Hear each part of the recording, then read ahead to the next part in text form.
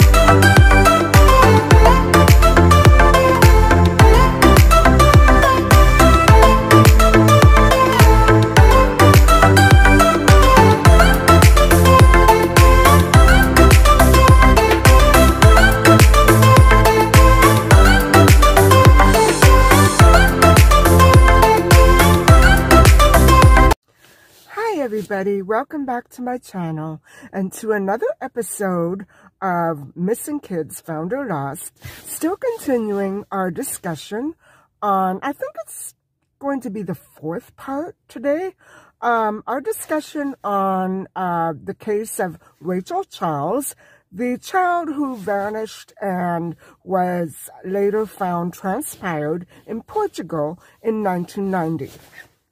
And so where we left off last time was at a very dramatic point in the story where we discover, as an audience, that Ray Charles was hiding and harboring a very tragic secret. And this secret was that he, in fact, had been given the news that he only had a year's time to live. I don't know if that diagnosis was after a result of many tests and perhaps linked to his heavy drinking. And so I get the feeling that Rachel's stepfather, Ray, was a troubled man. Aside from this very tragic life condition. And so it really does put a whole different slant on this story and the suspicions surrounding Ray Charles, doesn't it? By this I mean that his actions and behavior and things that he might have said or done around the time of Rachel's vanishing might have indicated rather than suspicion, or I should say rather than guilt or hate on his part towards his stepdaughter, I imagine it might have been remorse and disappointment and tremendous sadness over the fact that his life would be ending in a short time.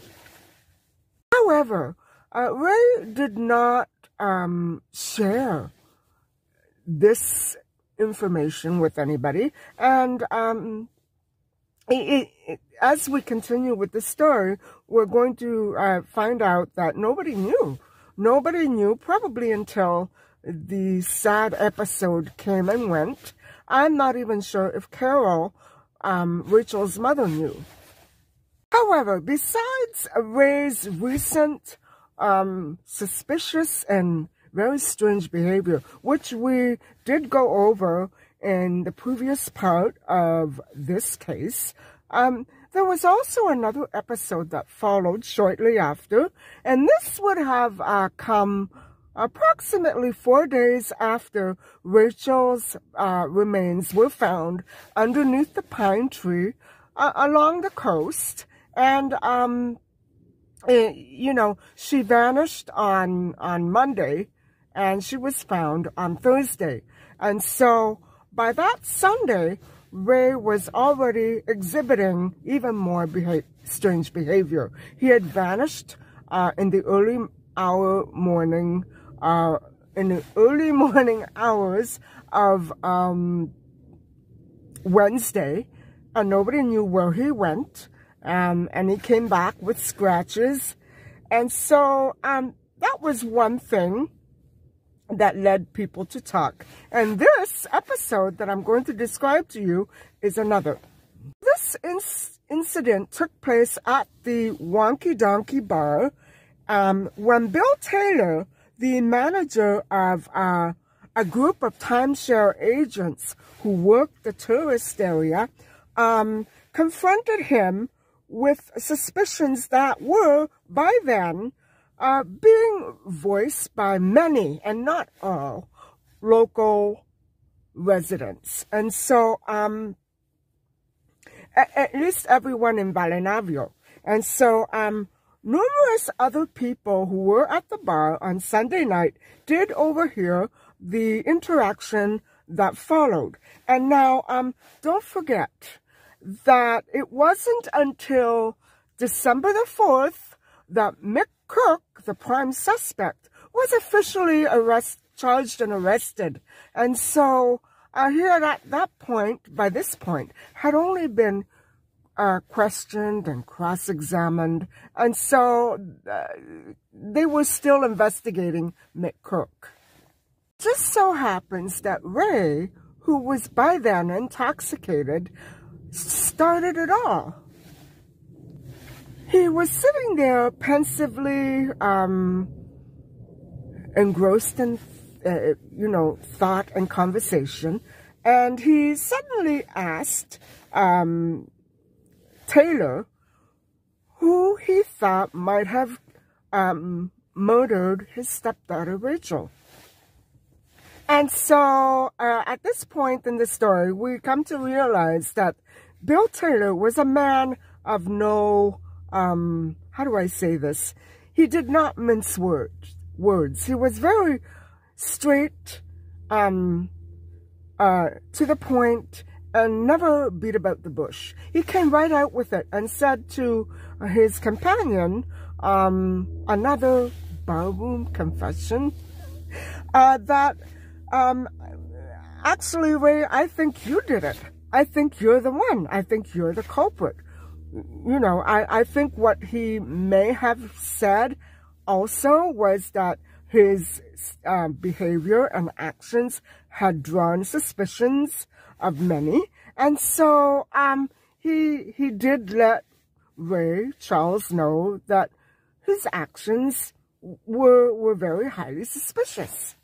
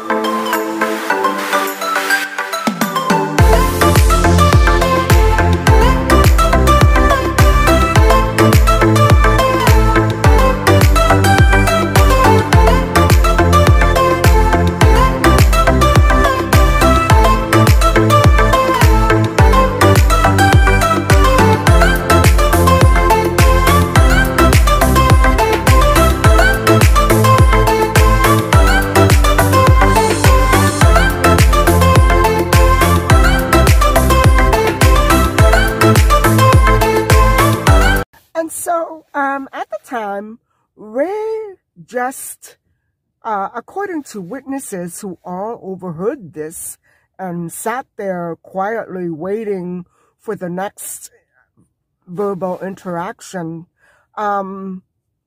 Ray just kind of sat there, and his face registered expressions of shock and irritation, guys. So after a long pause, Ray let out a question, almost indignantly. Well, what do you mean by that? What do you mean that you think you suspect me? Taylor shot back again. I think you did it. I think you did it. Now, there you go. You can see that it's not me telling you guys that I think Ray Charles killed his child. No, I'm not saying that. I'm saying that this is the context of the case, and part of the context is that Ray Charles was initially suspected of being involved in the disappearance and murder of his own daughter, Rachel. At this point, what people heard and saw was that Ray let it sink in and immediately became very irritated and angry, and began to grumble and mutter and curse at Taylor. And so, who nevertheless kept insisting, and he may have been intoxicating himself. Yes, Ray, I think you did it. Why? A 9-year-old child is hardly an official enemy. How could you, Ray? How could you do it? And why? And so I would imagine that maybe, perhaps, Taylor was probably goading Charles. And not a very good time to pick on a man who just lost a child. And so, regardless of his opinions and his ideas and suspicions, still he lost a child. And I think it's unfortunate that this took place in a public bar.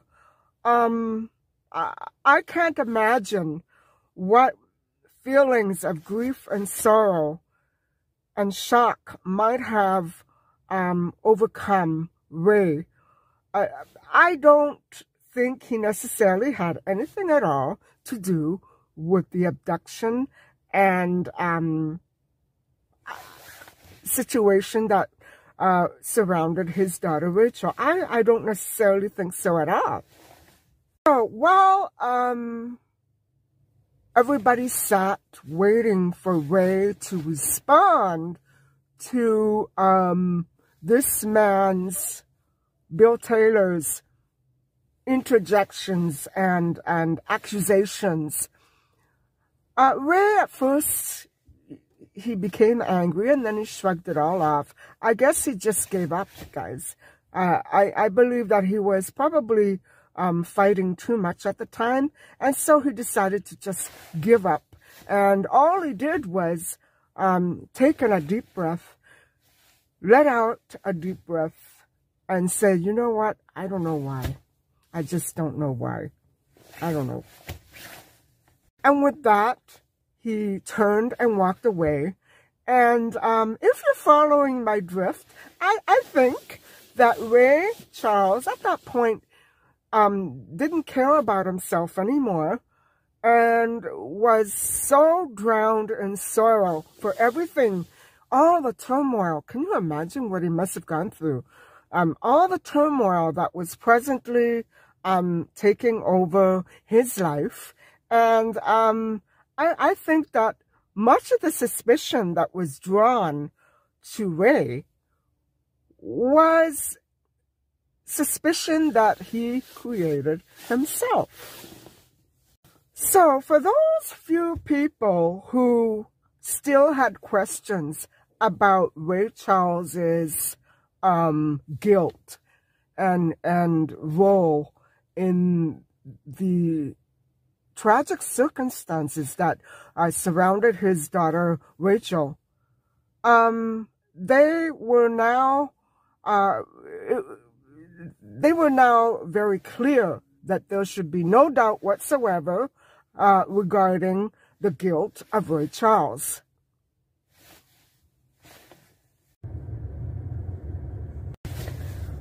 So, it's kind of cool out today. It's about 22 degrees Fahrenheit. So I think I'm going to stop for a coffee and continue with the story as soon as I have a little reinforcement.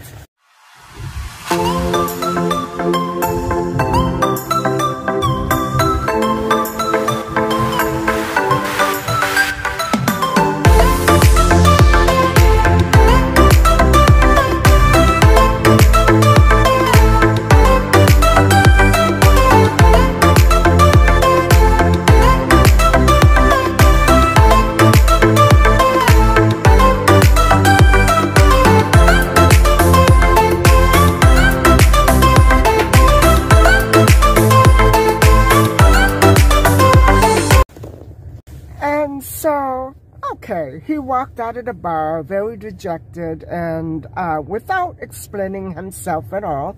And so what happened was, after that, those people, a great many people, who did suspect Ray of having a hand in what happened to Rachel, they began to affix explanations and they tried to justify it with his being typically intoxicated, with a bad disposition, and it was part of his nature.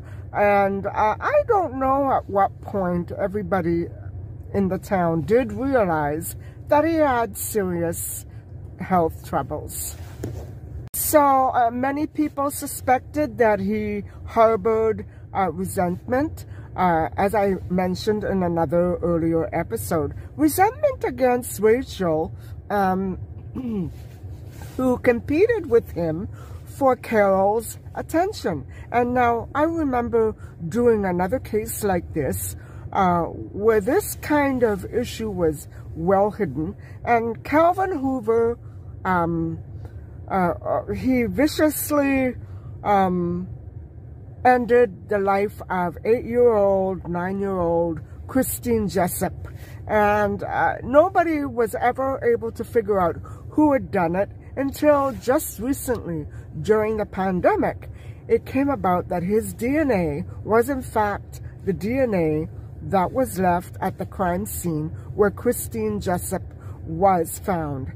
And so, I now believe that he vied for Christine's, for his wife Heather, for her attention, who Christine was very well loved and admired and absolutely doted on by Heather Hoover, Calvin's wife.